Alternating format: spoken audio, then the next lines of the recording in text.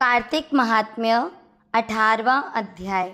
नारद जी बोले, हे राजन, उन बोए हुए बीजों में 3 वनस्पति हुई, धात्री, आंवला, मालती और तुलसी।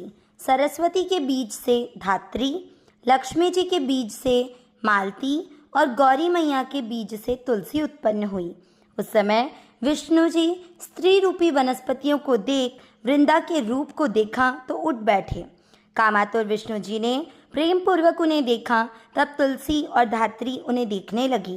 लक्ष्मी जी ने ईर्ष्या करके बीज दिया था, अतः उससे उत्पन्न स्त्री लक्ष्मी जी से ईर्ष्या करने वाली हुई। इस कारण इसका नाम अति बर्बरी रखा गया। यह निदंत हुई धात्री और तुलसी विष्णु जी को प्रीति देने वाली हुई। विष्णु जी अपना दुख भूलकर देवताओं को साथ ले बैकुंठ भवन पधारे। इसी कारण कार्तिक के व्रत और उद्यापन में तुलसी जी के पास विष्णु जी का पूजन होता है। तुलसी का वृक्ष सब पापों को हरने वाला और कामों को पूर्ण करने वाला है। जहाँ तुलसी होती है वहाँ यमदूत नहीं आते, न वे लोग यमराज के दर्शन करते हैं। नर्मदा का दर्शन, गंगा स्नान और तुलसी के वृक्ष लगाने व पालने से, पानी देने, दर्शन करने व स्पर्श से मनुष्य के वाणी, मन और काम के पाप जला देते हैं। जो तुलसी की मंजरियों से विष्णु जी और शिव जी की पूजा करता है वह गर्भ में नहीं आता और मुक्ति को प्राप्त हो जाता है। पुष्कर जैसा तीर्थ, गंगा जैसी नदी, वासुदेव जैसे देवता तुलसी दल में निवास करते हैं। तुलसी के जड़ की रज लगाकर प्राणों का त्याग करने वाला पापों से मुक्त होकर विष्णु जी के समीप रहता है।